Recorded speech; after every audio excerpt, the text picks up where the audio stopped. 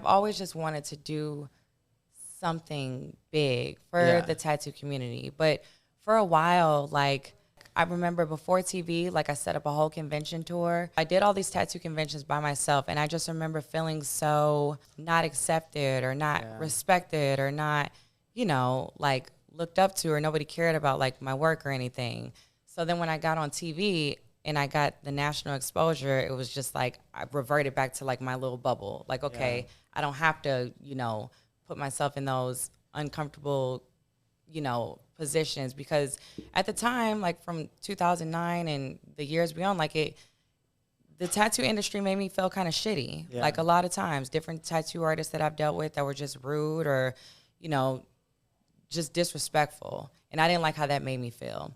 Now, years later, doing the things that I've done and jumping back into, you know, the tattoo industry after television and stuff, like so much has changed. Like even talking to you, you know, and the things that you said before we started, you know, filming about this podcast is to get to know the person beyond the tattoo. Like the industry has changed for the better.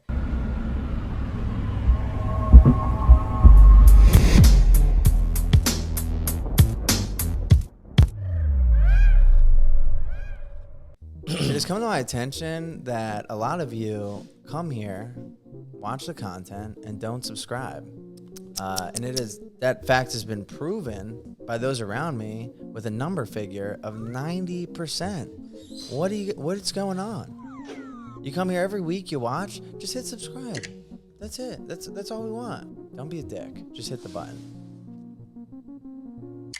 And we're back. Welcome back to the Unemployable podcast. Thank you guys for the short break. With us, we have Katrina.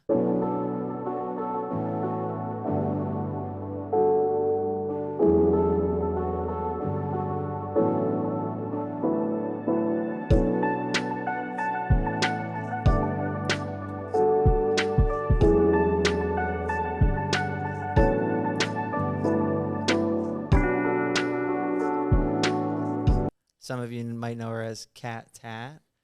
Her and I were just talking about where it started. I know you have all these crazy things going on now. We were talking about the impossible schedule, the never-ending list, and obviously it didn't start like that, right? Yep. And you said earlier you've been tattooing since 2009. Mm-hmm. So what was that entry point like for you? Before all the chaos? Yeah. Or was it still chaos back then? It was a bit of chaos, but it was a good chaos. Yeah. So really in 16, when I was 16, I was a junior in high school. I became like the art girl because one of my drawings had won first place in like a Illinois local competition. Cool. And I got flown to Florida to like compete in nationals and like just a full pay trip. And that was the first time that I ever saw that like my art could really take me anywhere. Yeah. So when I got back, like after that experience, like, you know, around 16, 17, like that's when people started getting tattoos from different basements and everything. Right. So I became the girl like that the real tattooer. Exactly. You know? Yep. Yeah. So everybody wanted me to draw their tattoos. Yeah. Like, so I would literally just be the art girl in high school. So I went to college to Missouri to study math, but I had to go for a summer school program to get my scholarship. And, you know, like when you go to school away from home, you can kind of like recreate yourself or introduce yourself as whoever you want. So I'm like, oh yeah, I tattoo in Chicago. You know, I'm a tattoo artist in Chicago. So I had like everybody that was in my dorm building, like super excited. I'm like, yeah, my stuff gets here. I ordered up like a $99 kit from Worldwide Tattoo Supply. I'm like, my stuff will be here like next week. And, you know, I got you. I'll tat all of y'all. Yeah. So my kit came and I did a little Chicago skyline and like 2 butterflies, like on fake skin. And I had everybody like, I'm like, yeah, see, I told y'all like I'm good. Right. So people were just lined up to get tattooed. That's how it started in college? That's how it started. Nice. And my first client, his name was Brandon. He had a horrible, like raised, you know, tribal tattoo that couldn't get any worse. Yeah. So I'm like, I just need you to go get me some paper towels. And I don't recommend, nobody should start like this. Right. Nobody. But it's your story. Yeah. Just saying I'm like, your story. Go get some paper towels, some dial soap, speed stick, you know. Yeah. But I've never done this before. Like, you're actually my first client. He's like, well. Oh, so you told him that? I told him. Good for you. And he's like, well, shit, it can't get any worse, you know? Like, I'm like, yeah, bet. So everybody that was in my dorm room, it had to be like 20 people. They were just all came to my dorm to watch me tattoo him. Yeah. And I had my big power supply. I started this tattoo on him, and like 3 seconds in, it was like, and it just, everything just broke. Yeah. So I took my kit I looked up like best tattoo shop in Columbia, Missouri. Yeah. And I brought my kit. I'm like, hey, like, I'm a tattoo artist from Chicago. I couldn't get my machine to work in my dorm. And they looked at me like, first of all, you can get in a whole lot of trouble. Yeah. Second of all, like, why are you trying to tattoo if you're in college? Like, why don't you just focus on school? Right. And I left like a little discouraged, but I went back to Chicago and I got with like a lot of local tattoo artists who showed me how to at least use my machine. Yeah. And then by the time I went back to college for the regular semester, I became the tattoo girl on campus. Like, I had tattooed so many people at Mizzou. Yeah. And after 3 years of being a shitty student and a shitty tattoo artist, I was like, I could be good at this if I just put 100% into it, if I work at an actual shop. So that's when I got the support to drop out of school and tattoo full time. You said you got the support? Yeah, from my parents. Cool. My dad was a big education advocate. He jumped through all kinds of hoops just to get me into college and to get me funding and stuff. So when he finally gave me the green light and saw how passionate I was about it and how many times I called him crying, just not being happy in school, he's like, baby girl, come home, chase your dream. And I promised him, like, no, because he would. Cool. Yeah, people would tell me, like, it's a hustle. Stay in school. Tattoo, you're making money. Cool, but that's just a hustle. I'm like, no, I can make this my career, I promise. So I dropped out. I got hired at 2 shops at the same time. And then, Oh, wow. That's my long-winded story. So did you apply to multiple shops to get hired by 2? Well, I had been home for different summers. Yeah. And any time that I had off from school in Chicago, I was just hanging out in different shops, or they would let me take some appointments there. So by the time I left, like, they were already ready for me because I was just booked. Like, I had a lot of clients, a lot of friends, So I was making the shops money when I was, on breaks home from school. So when I left, it was just like they were happy to have me. Sure. Mm-hmm. And then at what point were you like, hey, maybe I'll open my own shop?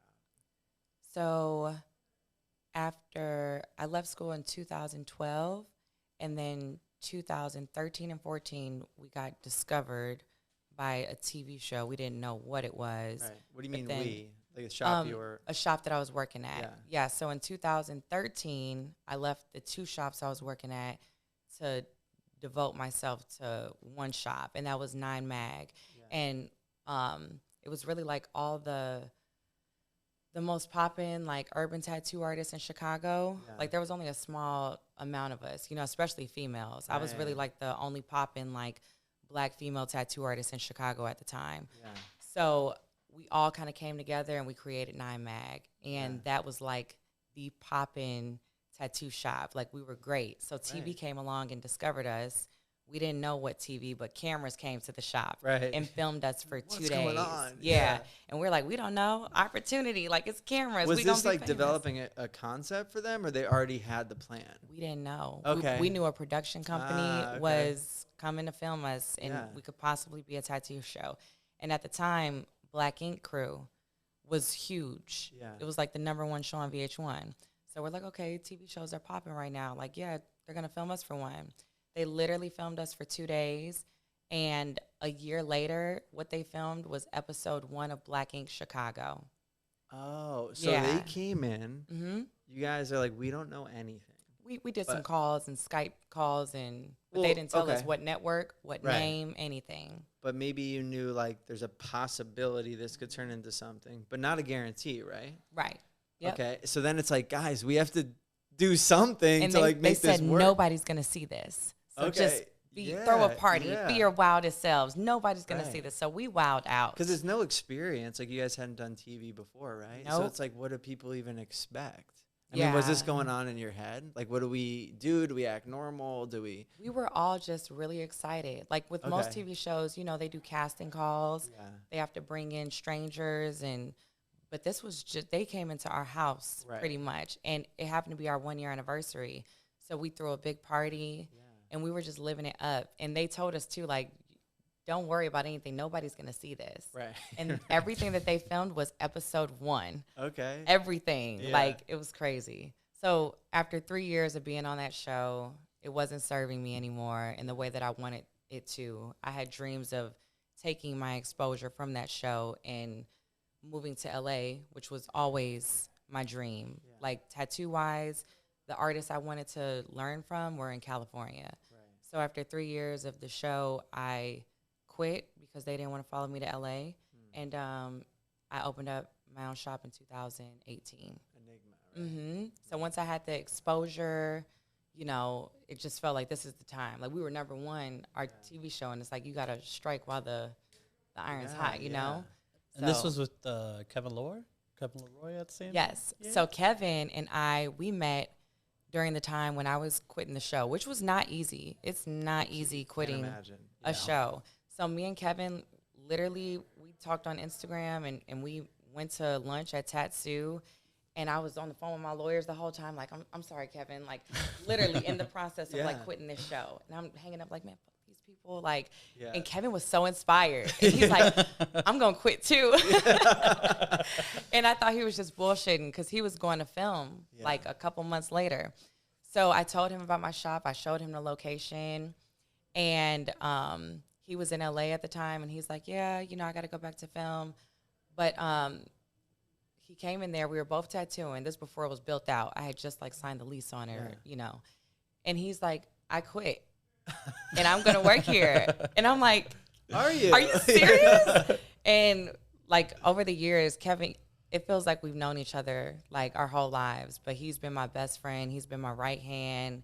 He's held down the shop, like, when I was off having babies. Like, he's been just so amazing. And then we got Black Ink LA. We got one good season of it. And, you know, So I really want to, like, hone in on that transition stage for you. Because, like, I can imagine very difficult to leave the show. Mm-hmm. And then not only are you leaving, but now you're starting something new, your own shop. Mm-hmm. And take shows out of it and all of that. It's hard enough just to start your own shop. Right. Mm-hmm. So now you learn, okay, I'm a tattoo artist. Now I'm going to learn how to be like a shop owner. Mm-hmm. What was that like for you? Did it come natural? Were there hurdles? Yeah. So the hardest part for me was, and it wasn't even that hard, because once I had my mind made up, like, you know, but walking away from a hit TV show in Chicago, I thought that when I moved to LA, I would be booked up because it's a nationally syndicated show. I'm like, you know, I'm popping. In a major city now. Yeah, exactly. You'd think that would work easy. Yeah. So I moved to LA, and I was falling flat on my face when I first quit the show. I had no clients. Everybody that was reaching out to get a tattoo from me was in Chicago. And the second that I told them I was in LA, like, you know, you don't hear from them. So I had no clients. I had, you know, these networks preying on my downfall because they just want me to come back to Chicago and pick up the show. So that was hard to get over. But things honestly started to get better for me when I decided I'm going to open up my own shop. Because I left the show in 2017, actually. And then 2018, once I just said, fuck it, I put down my last bit of savings on the first month rent, the deposit. I emptied everything. But I was like, I'm doing it. And after I took that leap of faith, shit started coming together. Cool. I started getting clients to pay for the stations I got to put in here. Yeah. The artist that I looked up to, Kevin, for Kevin to support me in the way that he did and say that he wants to work with me, that was like a dream. So that gave me the confidence to reach out to every other artist I looked up to. Like, hey, I got a dream. I got a vision. Right. I want you to be a part of it. Can Kevin's I take you to lunch? Yeah. And I was just, because every artist that I had was hand selected. Yeah. So I was kind of scared to reach out with them, but they were all like, hell yeah, Cat. Like, and I just built this all-star team, and shit just started to make sense. Yeah. Pony Lawson asks, what was your first shop in Chicago, and if it's still around? So the shop that was discovered on TV was 9 Mag. Yeah. And I don't believe that they're around anymore. And then the first shop that I worked at, it was Victory Tattoo in Harvey, which Ian Johnson was the owner. He's now at Aztec Tattoo in Blue Island with Carlos. I don't know if you know any of those guys. And then Kenny from Stager was the shop that I worked at when I was kind of working at 2 shops at the same time. Yeah. Mm-hmm. Yep. But yeah. Nice pony. The Black Ink Chicago shop, like, it was like the right. I always joke and say we're like the Temptations. Because, like, we were, when the network discovered us, like, we had such a great thing. Yeah. And then, like, fame and all that stuff came and burned down the whole empire. Right. Which I think we see happen a lot. Yeah. Not just fame, like money and all these other like vices. There's no rule book like, hey, if this ever happens to you, these are the steps you follow to maintain. Right, like, right. good standards. Yeah, it's crazy. Yeah. That's actually one of the stuff that I was going to talk about at my conference was artist management. Okay. Because as the artist, like, we can get caught up in all these things, like social media fame or television shows or anything. So I think as tattoo artists, it was important for me to put somebody in place to kind of just delegate responsibility to help maintain the business, because we could be like rock stars. We want a tattoo finish and then go get drunk and party and stuff. But it's like, who do you put in place to sustain the business, So, I mean, now we're talking about like organizational skills, exactly, and like management. Were these things you learned like when you started your own shop? Like, okay, I'm seeing some problems. Yeah. Let me start providing solutions. So did you bring someone in? I did. So it started with television. Yeah. So when I got on TV. Oh, even before your own shop. Yeah. Okay. My cousin right there, my first cousin, who's now my manager. Hey, cousin. He had been working in reality TV and court show TV in Hollywood for a long time. Oh, wow. So anytime I felt like I was being taken advantage of or anything, I would just call him and just be like, what do I do? What do I do? What do I do?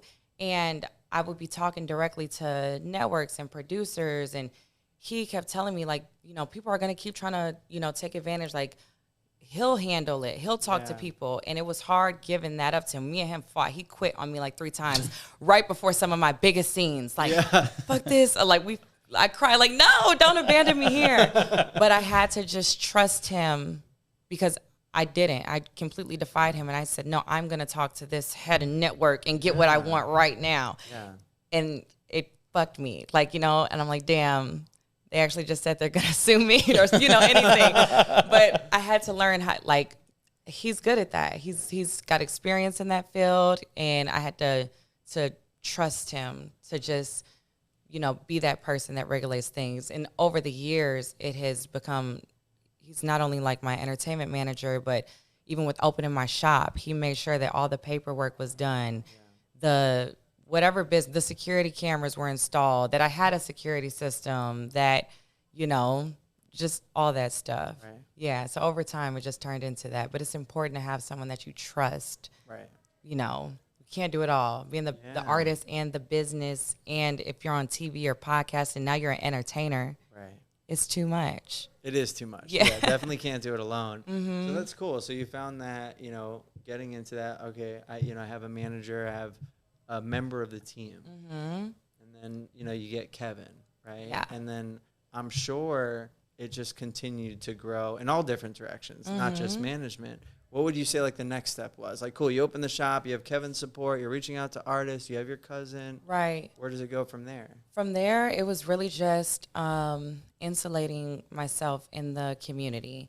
And my publicist, Lynn Jeter, we initially got her because I was on TV and stuff, and I needed a publicist. But we call her Mama Lynn. She was so insulated in the community that she took it from just being a tattoo shop to now, we are doing charity events for so many important organizations in LA. We're throwing events, toy drives for Christmas. We're throwing art shows. We're like her creative brain, and that really made us like a staple shop in LA, because TV and all that stuff, it really doesn't mean anything if the city doesn't support you and back you, So, and then from there, everything just kept growing. Like the events brought a different exposure that, we didn't know. I had to kind of shift my mind from TV, and eventually that came back around. Well, real quick, so what is a publicist? A publicist is someone who publicizes things that you have going on. Okay. So for me, like, before I had my shop, it was just like, I got Cat from Black Ink. She's my client. And that's cool and all, but brands and, interviewers, people want to know, like, what you have going on. So it's a different conversation when she can say, I have Cat from Black Ink, or Cat from Black Ink is opening up a tattoo shop. She's, going to be the first Black woman to open up a shop in Beverly Hills, because people care about what you're doing. Yeah. So the publicist is there just to really drive publicity to things that you have going on. And do you think this could be beneficial from an artist that maybe wasn't on TV? Oh, yeah, absolutely. Because I'm sure a lot of people might be watching this and they're like, wait, publicist? Like, is that something I need as a tattoo artist? Yeah, I feel like I got really lucky with mine just because she was so well connected in the city that my tattoo shop was. Sure. So she could reach a different audience than my social media followers. She can tap into other businesses in the community and, the Hollywood news calendar and just things, and I would be at my events and she would walk me around my own events and introduce me to these people that have made such an impact.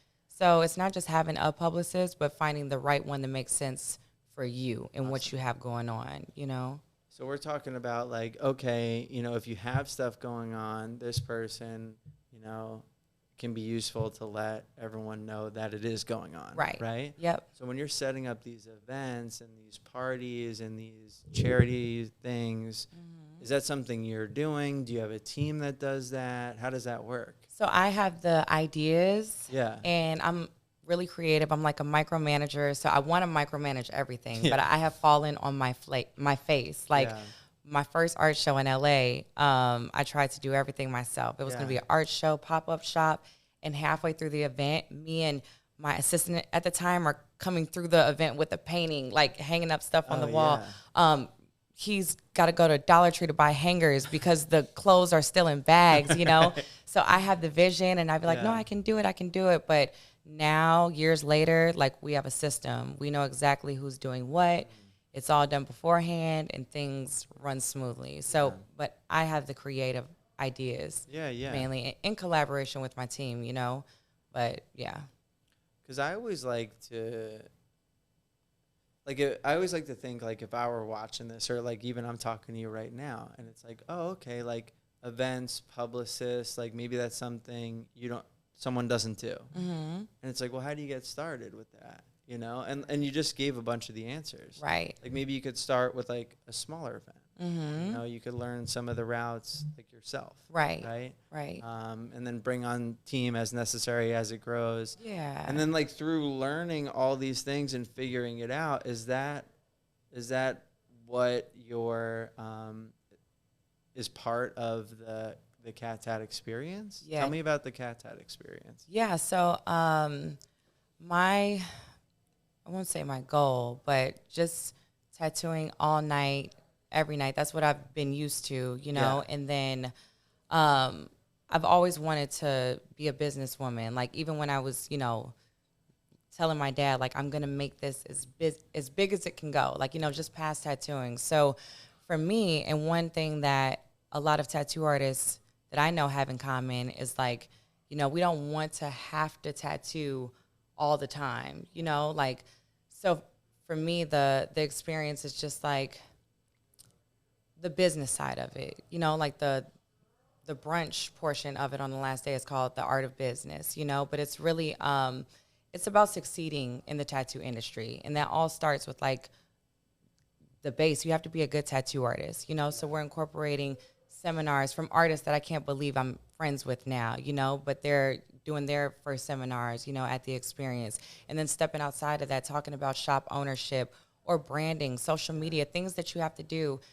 You see so many people complain about slow season right now, but there's so many different factors that go into not, letting that affect you, like really maintaining and just succeeding, like, as a tattoo artist in this industry. So that's what it's about, just entrepreneurship, Customer relations, you know, customer service goes a long way. Insulating yourself in the community because social media is great, right?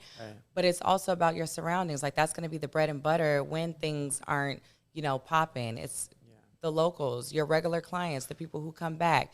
So it's so many things tied into one fun weekend. You know, it'd be too much to pack into one day. And I've always wanted to do something big, right? But I wanted to be true to myself. So that's why I'm like, okay, I could teach a tattoo seminar, but, you know, I don't tattoo every single day anymore. I own a shop now. I do throw events. I do a lot of other things. Yeah. So it's really just bringing together a ton of tattoo artists, business owners. We're even stepping outside of the tattoo business and the restaurant space, the hair care space, and, you know, just tying it all together in one festive weekend.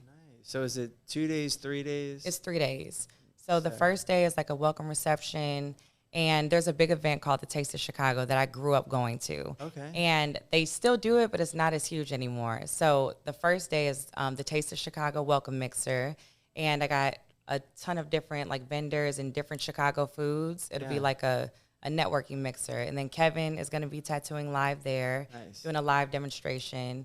And then the second day of it is going to be the learning portion. So we're starting with a color seminar from Miriam Lumpini, and then a dual black and gray seminar with Ant Thaxton and Ebone Capone. They're all based in California. Yeah. And then the later portion of that night is just different presentations about everything. Oliver is going to be presenting on artist management and what that looks like and some of the trials we went through. Lemire, he's going to be presenting. He's a tattoo artist, but he's done TV, and now his Happy Ice business has like blown up in California. They're in the Dodgers Stadium. They're now in Disney. Wow. I have Peanut coming. He's got 2 tattoo shops and a food truck. So there's so many people involved who have, you know, found other ways to sustain and make a comfortable living, like to really, really succeed. So that's really cool. Thank you. Yeah, and it sounds like you have a good variety of like perspectives that they'll offer. Yeah. There's kind of like a different way for everyone. Yeah, right? Absolutely. So sometimes it's like, that's cool, and it's like, oh, wow, I can really relate to that, or, oh, that sounds fun, I didn't even think about it like that. Right. I like that. Not a lot, but I'm seeing people start to talk about concepts like this. Yeah, you know, and it's like, it's so cool to see people actually doing it like you, and then knowing that it's like straight from a tattooer. Yeah. Right? Yep. Because we see a lot of them maybe not from tattooers or just maybe built off more of a old tradition. Right. You know, and I'm the worst. Like all the time I'm like, can we improve the convention thing? Yeah. You know? They're great, but I'd like to see more. Yeah. You know, and I'm really hoping that like this kind of stuff continues. Mm-hmm. What inspired you to start it in the first place? So for me, like I said, I've always just wanted to do something big for the tattoo community. But for a while, like the tattoo conventions just kind of like scared me off for a bit. Like I remember before TV, like I set up a whole convention tour. Yeah. I did all these conventions, and I worked at a shop, but my shop didn't want to do the conventions with me. Yeah.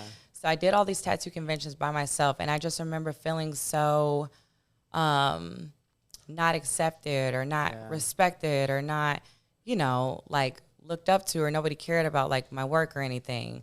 So then when I got on TV and I got the national exposure, it was just like I reverted back to like my little bubble. Like, okay, I don't have to, you know, put myself in those uncomfortable, you know, positions, because at the time, like from 2009 and the years beyond, like the tattoo industry made me feel kind of shitty. Yeah. Like a lot of times, different tattoo artists that I've dealt with that were just rude or, you know, just disrespectful. And I didn't like how that made me feel.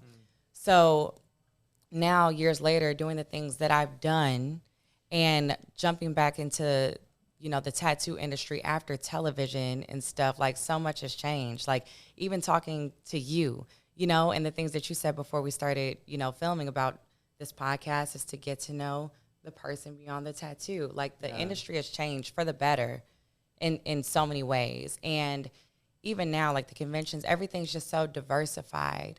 And I've connected with so many different realms of people, from being a tattoo artist to entertainment industry to shop ownership and entrepreneurs. I've been in so many different rooms of different people. So for me, I just want to connect it.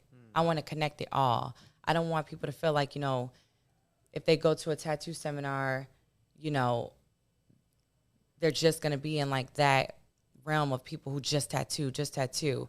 I want to bring the business side to it. I want to bring the artistic side to it, the entrepreneurship, like just showing that it's okay to pursue whatever you want to pursue. And this is how you can do it and make money doing it. And here's the people who have done it and are successful. Yeah. Yeah. I think it's really going to grow the industry.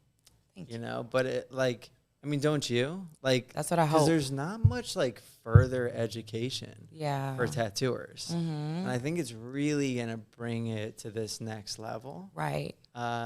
Anytime with that kind of stuff, there'll be like misinformation and people maybe not doing it the way we would or something. Right. But the information's like getting out there. But I also think it's going to set the standard very high. Right? Thank you. Like, I hope so. It's been confusing. Like, because even saying it right now, I'm like, what is this conference? Like, how do I sum it? We've been trying to think of a subtitle for this conference from day one. And like, it's so many different things, but it's important to me that it's very, very organized, you know? Right. So I'm excited to bring all that together, and I'm thinking it's going to be a hit. Yeah, because I even see like all my friends with more like corporate jobs and stuff, and right. they go to college. It's like cool. Yep. And then you work at your job, you get the experience a little bit, and now it's like you have to do more education stuff. Yeah. You know, so it feels like that. It's kind of like that for tattooers. Yep. Like it used to be like do your apprenticeship, buy, see you never. You know, figure it out or whatever. And that's what I love about not just tattooing, even like the skill set. There's always tips and tricks that you can learn that make you a better artist. But then taking it past that, trying to figure out this business, even like sitting in your seminar at the symposium, Eden Symposium, like it was amazing to me, because this is like, you think social media and you think just post, you know, but there's a whole science behind it, and you can continue to learn and grow in just that, you know, and then you run a business, you run multiple businesses, like, so it's just fascinating to me that this industry, like you can really keep learning and learning and learning, and I enjoy that, you know. Once I figure something out, I get bored with it, you know? Yeah. So being able to just, you know, navigate things is cool. I was going to ask you, too. I didn't want to ask you in the seminar because I'm like, this is going to be a long-ass question. Right. But, like, for me, you know, my shop's in California, right? And my family and I, like, we now live in Florida, right? So I'm finding ways to, you know, navigate the social media and grow that, but it's so hard, like, when you don't live like in where your shop is, you know what I mean? And I think it's just so important. I'm figuring out a schedule now where I can just go and be there and, you know, be present, film the content and all those things without like living there. But I wanted to ask you, like, would you have any advice for someone who, like in my position, you know, started a family, had kids, and like had to relocate from the place of your business? So I don't have like the same experience, but what I can say, because like things are always changing for me, so like step one, always talk to my wife, right? But like sit down like with my family, and I'm like, hey, this is my goal, right? You know, even like we started a new concept with Pony, and he's in Chicago, so I'm like, you know, here's my goal, this is what I'd like to accomplish. And then I check with the team, like, what are our expectations? And they're like, okay, we really want to put out like 2 episodes a month if we can. Right. Okay. So like I'm reverse engineering it. 2 episodes a month. Can we film 2 episodes in a weekend? Okay, we can. That means I have to go there once a month. Right. And then I go back to wife with my notes. I'm like, this is what I got so far, you know, and then I'll book it out. Like, do we want to take this thing serious? Yeah, we do. all right, let's book out 6 months where I'm going there. Right. And maybe after the first 2, it's working, book out another 6 months. But I think just a lot of communication. And my biggest issue is I forget everything. I can't tell if I have a bad memory or if it's too much to remember. You sound like my husband. Yeah. So Yeah. like we have, a lot of meetings just to check in and make sure things don't get forgotten about. Right. And I'll be honest, when we first started those meetings, like the manager meetings or the medical meetings, I thought they were pointless. I'm like, this is a waste of time. Like I don't need another thing. I need less things. Yeah, that's right. I know. But man, those meetings help so much. Those weekly meetings, just a quick check-in. Right. It's also a time to just like spend with your people. Yeah. Because sometimes there's not much to go over, but it's like, while I have you here, let's joke around and play a little bit. Right. That's literally like where I'm at in this process. Because for me, my husband's so amazing, like, but he's so supportive, and like, it's hard. I think as a woman, right? Like when you have like, such a manly man, right? It's like you have a bit of mom guilt, I do at least, saying like, hey, I got to go to LA, for our event. Like, can you stay here with the kids? But us having that communication and him being supportive in that, even now, like he's with the kids. It's like, okay, got to go to Fort Lauderdale. Like, and that support has opened up a new door. Me just not being afraid to communicate. I had to just do that. Like it's okay to set that schedule and go, plan the stuff. Even just last week, we're in LA. We did the event. We did some press. I did some stuff at the shop. I set the schedule. I knocked out everything that I needed to in the 3 days of me being in LA. Yeah. Now I can go home, be with my family, and plan the next trip here. So I think that's what it's about. Yeah. It's a different lifestyle. And I think for me, it took a long time to like accept that. Mm-hmm. Like, let's just call it for what it is. If you live a life like that, you're probably different than most of your friends. Right. And family. Mm-hmm. Cool. My life is always booked out 1 year. Every fucking hour. That's a hard concept for people to understand. Yeah, I had to stop talking to too many people about it or getting different opinions, because not many people are going to understand, but it really comes down to what you say, like communicating in your household and, figuring out like what works for you and your businesses, And then sometimes like people that have the same schedule, sometimes they don't even understand. Right. Which like I'm actually dealing with right now. Mm-hmm. But it hey, can you come, to this country on this day or do this? And it's like next month, you're like, I can't. Right.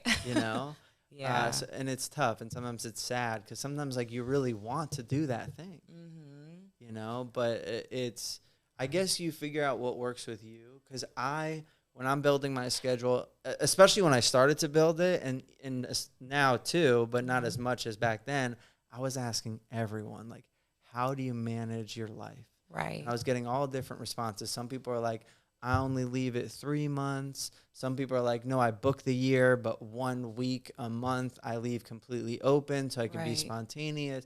And like all these variations.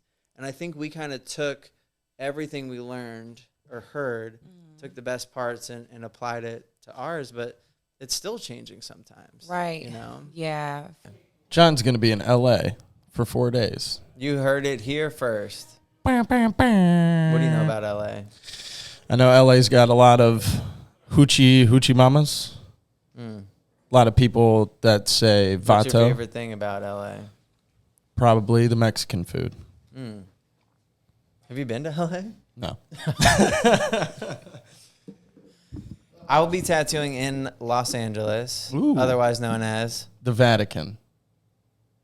Is that where you're going? No. Oh, that's awkward.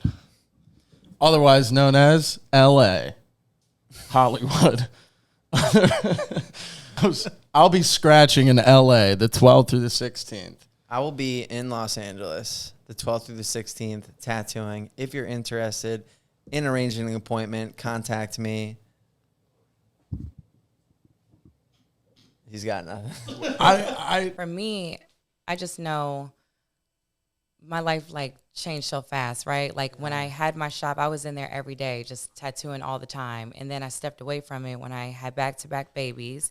And now coming back into it, I'm meeting like a whole new group of people like you and other people who are just like me. I had like a lot of guilt, like from one, not being at my shop every day, two, not tattooing every day, you know, but now meeting other shop owners and other business people in the industry who are in the same boat as me, and seeing the organization and how much the team matters, and that it is okay, that this is what you're supposed to be doing. That's the whole point of running a business, you know? So I can appreciate it, and I'm a sponge now in this industry, you know?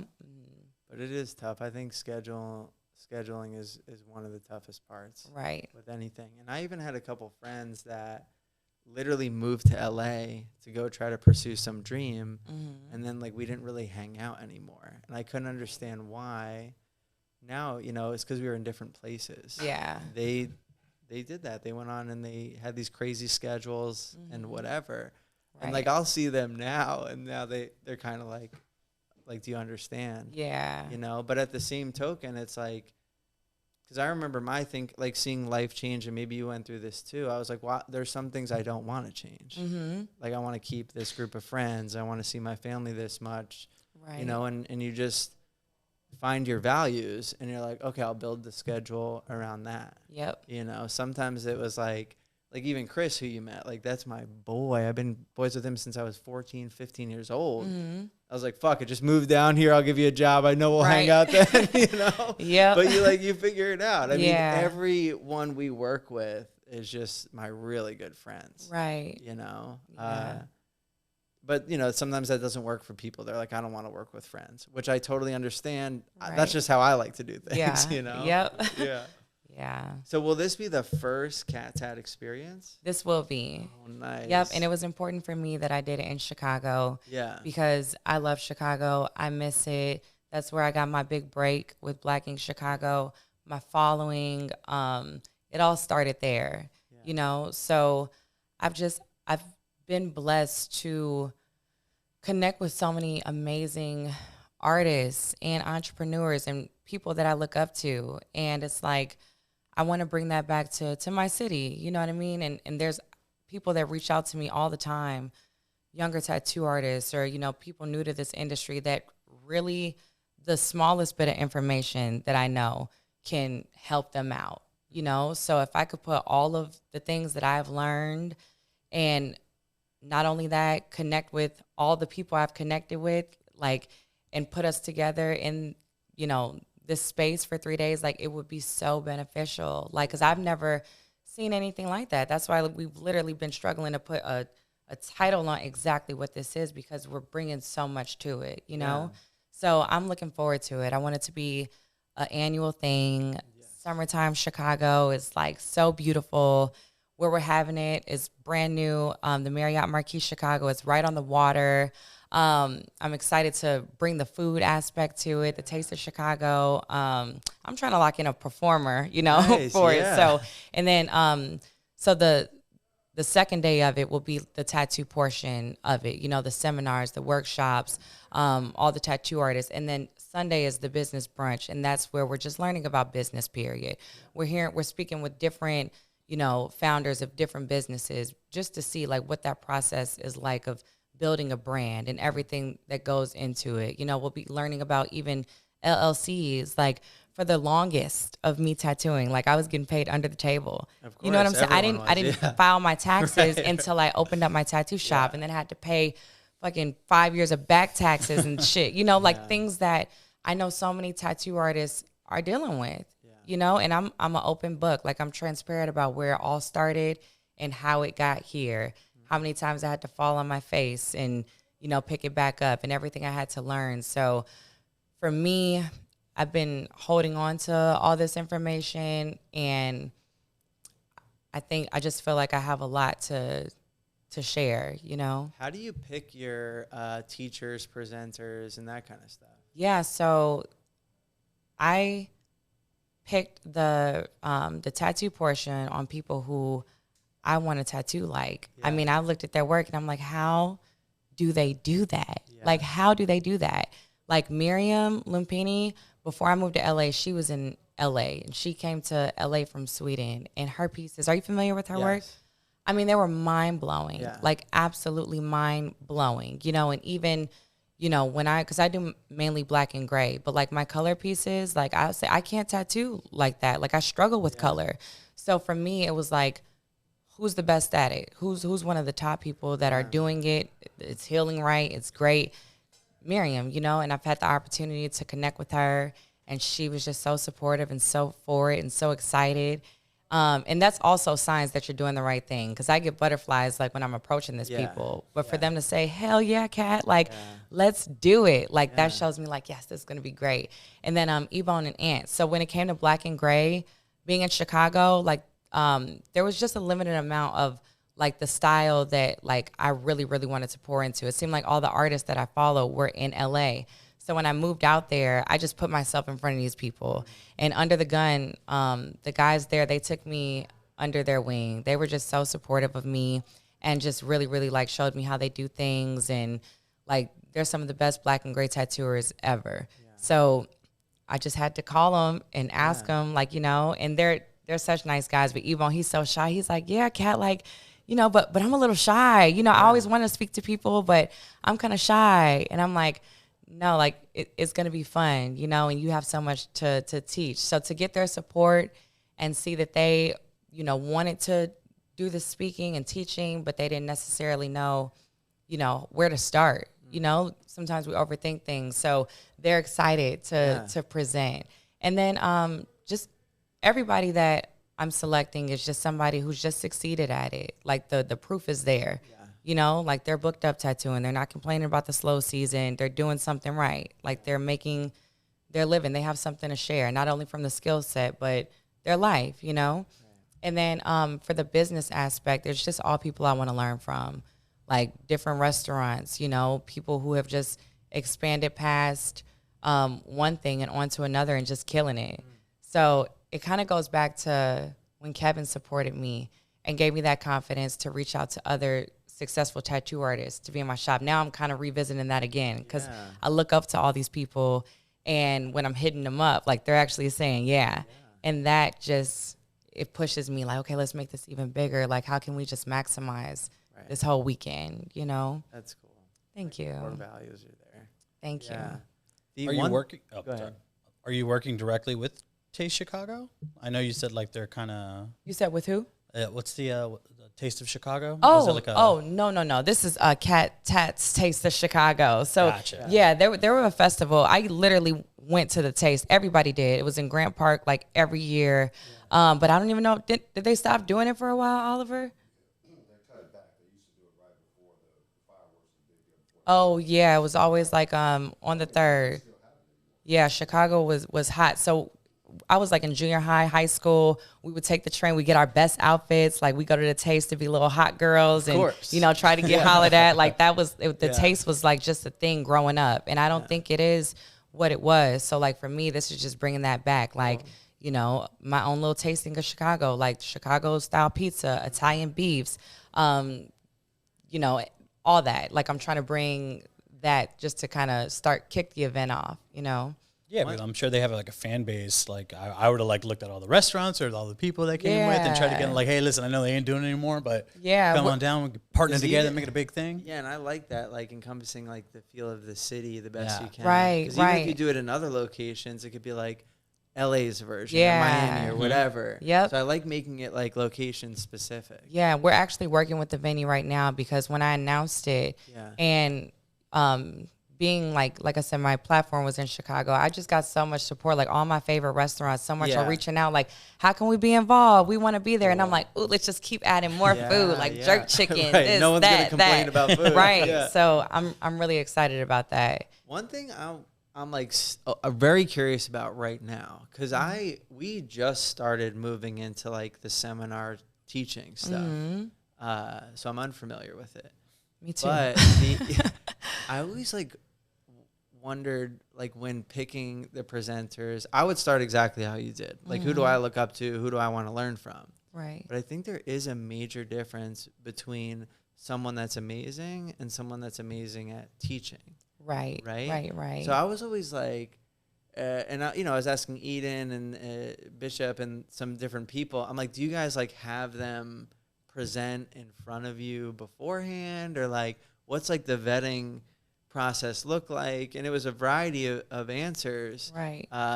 But have you noticed that, like, along your way going to other people's seminars and stuff like that?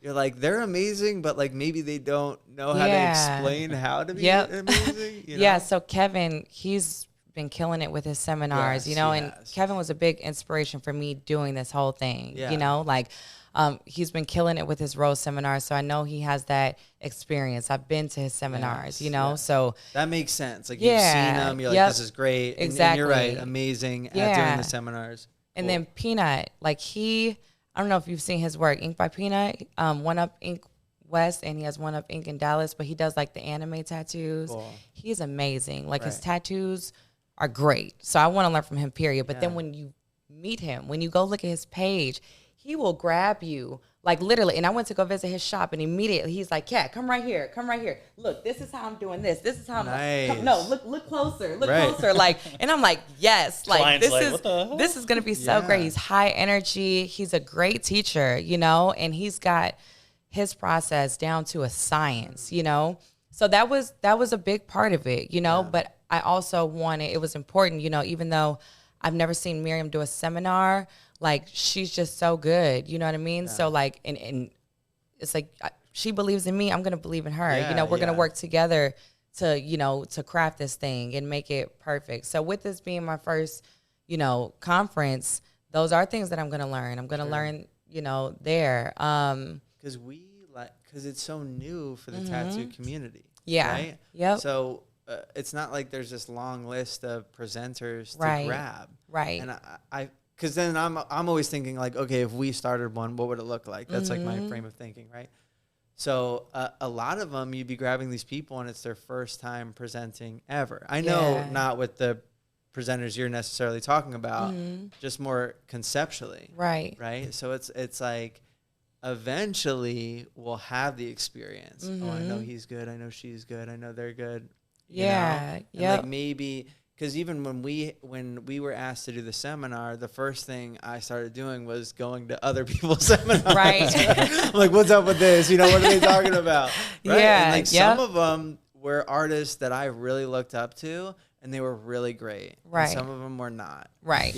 Right. Yep. And then I'm like, damn. It just really had me thinking. Yeah. Because it all comes back to, I want people to feel like they got a good value for their money. Exactly. Right? That's like, I think the biggest fear for me. Yeah. Like, what if I give them nothing? Right. And they're like, John fucking ripped me off. Right. I want my money back. He just posted pictures of his friends without shirts on. Blah, blah, blah. Yeah. And, for me, because I thought long and hard about minor details, the name of this thing. And my shop is Enigma Tattoo. And I was like, do I call this the Enigma Experience, or is it the Cat Tat Experience? Right. And I landed on Cat Tat because... aside from everything else, I know that I have a lot to share, so even if nobody wants to do this with me, if they all, I can do this, I can speak on enough different topics, and I can give something beneficial, so to that point, it's like, okay, in the vetting process, I put a lot of thought into all those components, you know what I mean? Like, cause you remember when the seminars were like DVDs, and I've always been a bad student, period. Right. So getting people to pay attention and really keeping their attention and teaching them, it's not easy. Right. So that's been just a lot of my thought process, like all of it, not just the needle to skin portion, everything behind it too. So experience. We'll see how it goes. I'm really excited for you. Thank you. Really excited for the industry. Because, like, there's going to be, like, learning curves, but it's something that, like, literally the whole industry will be able to benefit from, you know? And, like, as these come up and, like, new people try it, new people present, turns out this person has an amazing voice. Now they can participate. All these people are good listeners. And I'm just impressed by the people that show up. Right, you know? Like, maybe more than anyone. Yeah. Not the presenters. I'm like, cool, you're getting paid to be here. Like, the people that paid to be here. Right. Like, even at the end, I'm like, yo, you're already so beyond like where I was at 1 year, 2 year, 3. Because I don't know about you, I wasn't really searching for like further than the apprenticeship. I don't know if it necessarily existed, right, or is readily available. But I'm like, yo, the fact that you're here, right, says it all. Yeah, absolutely. You know, that you're willing to go that extra step, because I think that's really what's putting people ahead of the curve. Absolutely. You know? Like for you, like you're willing to do the TV show, go out on your own, open your own shop, start this experience, network, put yourself in front of the people that you need to meet. Those are all like extra credit stuff. That literally everything that you just said though, like that's what gives you longevity in your career. Like a lot of people, you know, they get so caught up in one thing of it, but it's doing the legwork. It's putting yourself in front of, you know, other tattooers and just everything. It goes back to even, like I said, being insulated in the community, you know, but going to these seminars, like just gaining more and more knowledge, just keep learning, you know, even keep networking. Like the work never stops. So, and I think that's very, very important. That's what I'm excited about the conference for, because for a long time, I feel like I kind of strayed away from the tattoo industry just off of like how a few tattoo artists made me feel years ago. You know, I'm like, fuck this. I'm going to start my own, you know, little bubble, my own shop. You guys can't play with me. Yeah, you know, but I'm excited just to get back out there, because I'm learning like the tattoo industry is not the same anymore. Like I remember people talking so much shit about when I started using rotaries. Like literally just like giving me shit. Like, you know, like go back there, like, you know, scrub the tubes. Fine. Like I'll do all that. But like, I remember literally like people making me feel bad for like using the rotary machine. And that's where the tattoo industry used to be, you know, and now it's something new. Yeah. For trying something new, even, you know, just doing TV, every little thing comes with like all this shit talk. And now the tattoo industry is so much more different, you know, and I'm excited to get back out there and connect and bring all these tattoo artists together, you know, from so many different places and just connect and get back in that. It's going to be very refreshing for me, because I went from, you know, amateur tattoo artist not feeling accepted, TV star, to, you know, drama enthusiast, right? My own shop, you know, with my bubble of tattoo artists who like me, you know, pregnant, married. And now like this is like my re-entry back into the tattoo industry and meeting so many like nice people. It just feels good, you know. I just love that feeling. I got it at Eden. I get it at most of the conventions. Like when you're with a huge group of tattooers, and I like consciously am like, don't open anyone's Instagram. Like just be with just the person. Be there. Because like I'm aware of it, but it still affects me. Like if I open it and you have millions of followers, I'm probably going to treat you different than if you have 2 followers. Or this or that. If I see you in a picture with this person. So I'm like, don't do that. Like just be present with everyone. And I love that like it like levels out. Like that equality. You know, like we're all tattooers. We're all here for that. And I only get it at these big events. Do you know what I'm talking about? That I'm not going to lie. The Eden Symposium was the first seminar that I've been to. I used to do the DVDs and, you know, order all those. And I was scared to go. Like, I was kind of scared to go. What were your fears?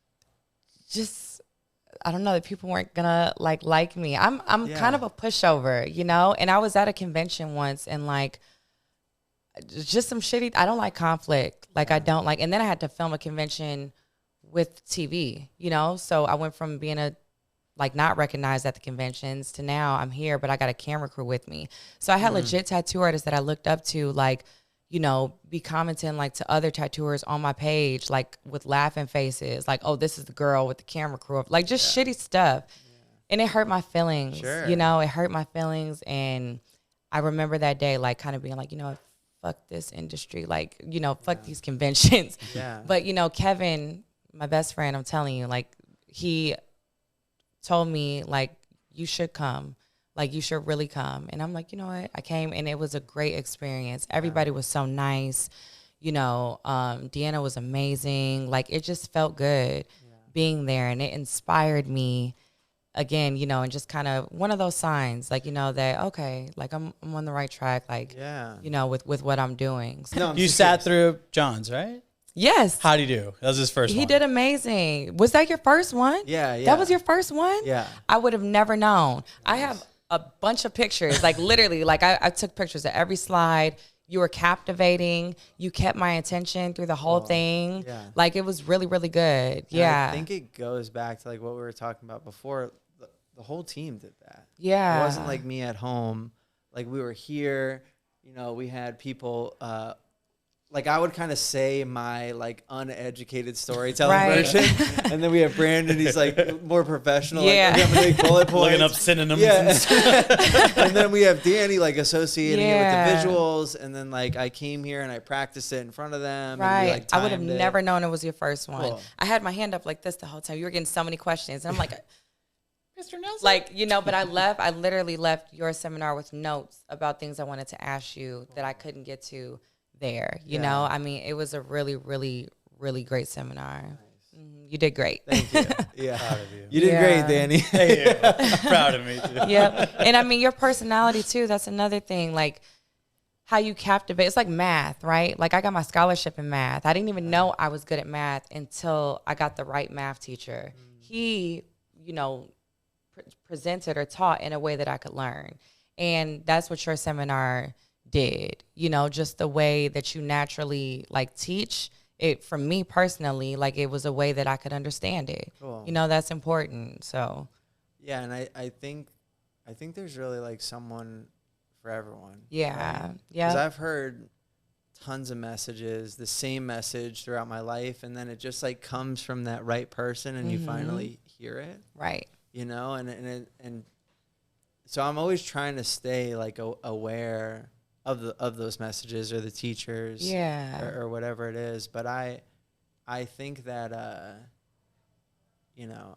I think that, I mean, just for me, like doing things as a team, like having multiple perspectives, it's easier to get like to more of a variety of people, right?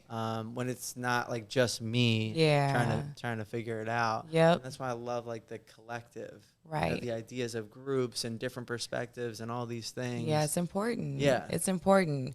And I know the difference too, like even from a private studio and like, you know, being in the shop. Because in LA, there's just tons of like artists with like hundreds and thousands of followers and they have their private studio, you know? But for me, it's just like what you said, it's that group thing, like being around other like-minded people and, you know, doing things on your own can be very, very scary. And lonely. You know? Yeah, exactly. So with your seminar, do you think you went into it, was it easier than you expected or harder than you expected, presenting in front of all those people? Easier. It was easier. So I'll give you like my little experience. I just naturally, I don't really get nervous for things until right before. Okay. And it's just like that with everything. So I'm used to that pattern. So like I showed up, you know, I seen some friends that were presenting and they're like, we're so nervous. Right. And then I felt out of place because I didn't feel nervous. So I just lied to them and said I was also nervous, right? Just lied to my friends. Fake sweat. So then we're like going through and I'm kind of realizing I'm not nervous. So I'm like talking to them, trying to help, I guess. Right. And then an hour before, so like when EthoOo was presenting, I was next. I started to get nervous. Right. And what I was nervous about was I can be very loud if I want to. I was worried my microphone was going to be too loud. And so I started obsessing. So I'm like grabbing Nicole. I'm like, can we do a sound check when I go up? Right. Can we turn it down? That was like my thing. Oh, I decided to be nervous. So, and then right before I went up, the companies talked, the people from the sponsorship, the companies. Right. And what the one dude said was the exact opposite of what I was about to present. Oh, no. So I was like, fuck. Like, you know, and this is like a dude that owns a huge tattoo company. Right. And he's just saying the opposite of what I'm about to essentially go teach. Oh, my goodness. So then I was like, two things are going to happen. Either they're going to think I'm wrong or I'm going to be an asshole to this guy. Like, I'm kind of fucked. Right. But then I was just like, whatever. I was able to kind of get all that out. and you're standing there like with the microphone on, and you're realizing like no one is spared from the emotions. You know, all these people I look up to that are presenting are all nervous. Right. You know, I think forever I just thought as like a viewer or a customer or a patient, the people on the other side just didn't get nervous. Right. They perform all the time. They do this. They're spared from it. Right.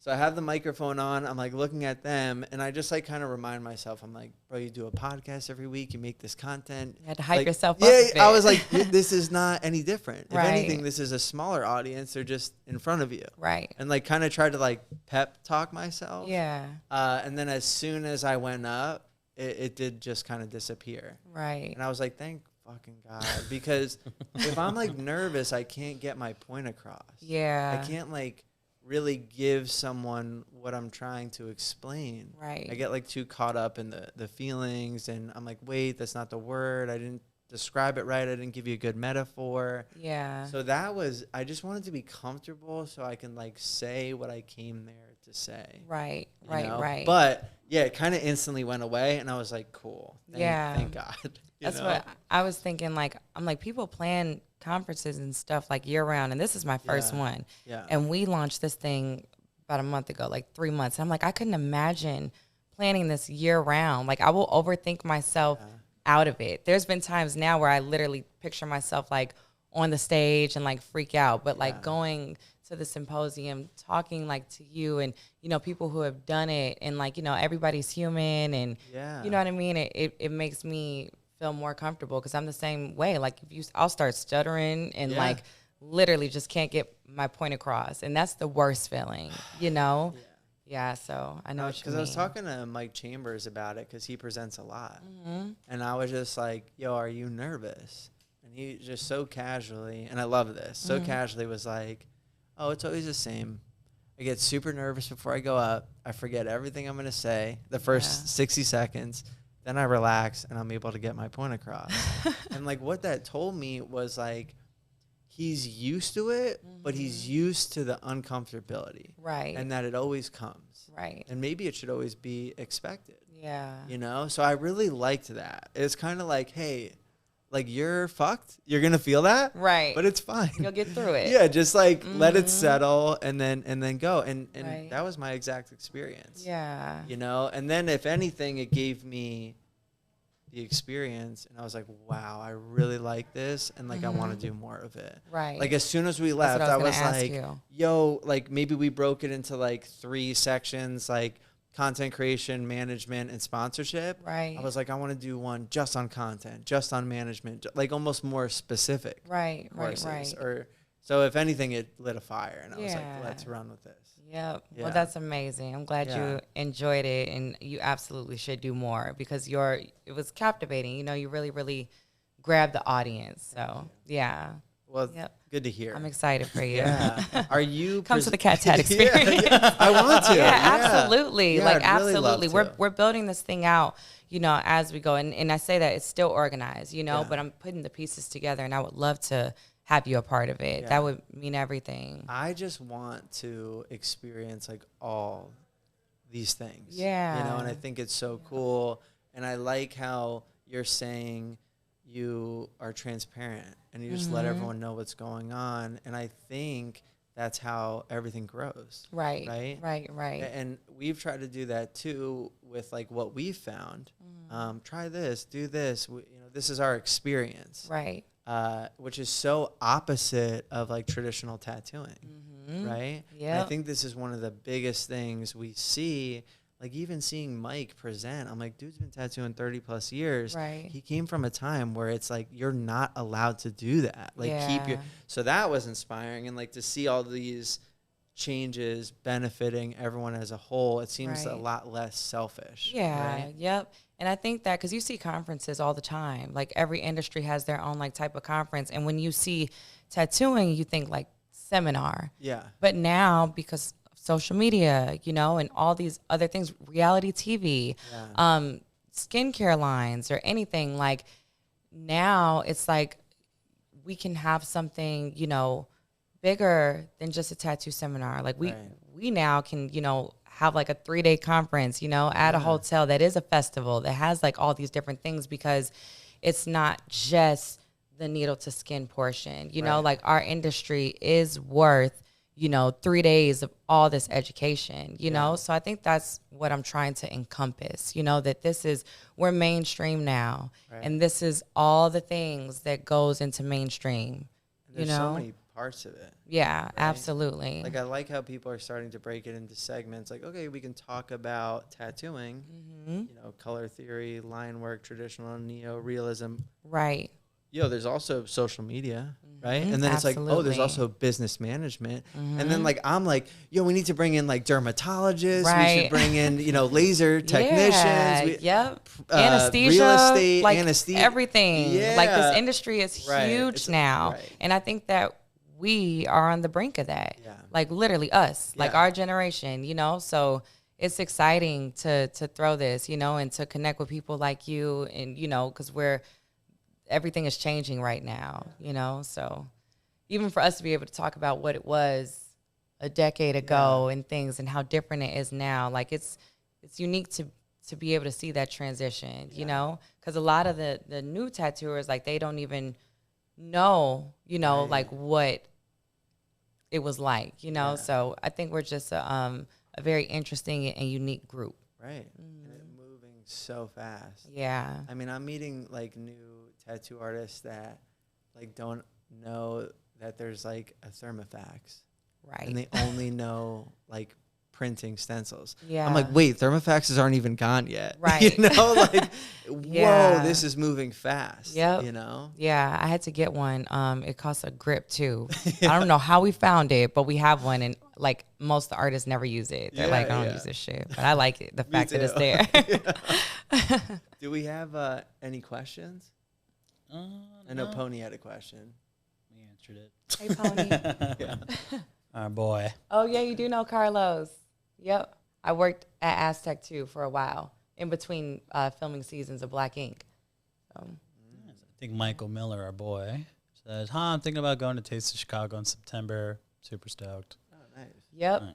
Come a week early to the Cat Tat Experience. That's right. You hear that, Mike? Yep. Come early. Yeah. An extra taste. So we were looking up too that to see if it's still around. So because it used to be July 3rd, like every year, and you go for the fireworks and everything. So now they do it like way later in the year. You know, I don't know if it's still the same location, but I'm definitely going. So yeah. All right. Well, I think we made it to the end of the episode. Yeah, I could have talked to you for like 3 more hours. Me too. Yeah. And we will. Yeah. 100%. But yeah, it's amazing. But I'm really excited and curious for your event. Just one more time for anyone that missed it. Dates and location. So it's Labor Day weekend in Chicago at the Marriott Marquis Chicago, August 30th through September 1st. And can people still buy tickets? Yes. Entry? So you can buy tickets at cattatexperience.com. And we have a discounted room block. The hotel is beautiful, right in the South Loop, attached to McCormick Place. Like, I wanted to experience Summertime Shy. Like, it's going to be amazing. So I'm so excited to go back during this time of year. Now's the time. If you want to visit Chicago, now's the time. Don't wait till winter. Right. Like, come get a piece of Summertime Shy before it gets too cold. So, yeah. cattatexperience.com. You can find out the whole schedule. We're still building it out, you know, but you can find way more about the event. Oh, yeah. Well, if you guys go, maybe you'll see me there. I'm going to try to get my ticket. Let's hope. Yeah. Thank you so much for coming in. Thank you. Cat Tat. And that's our episode of the Unemployable podcast.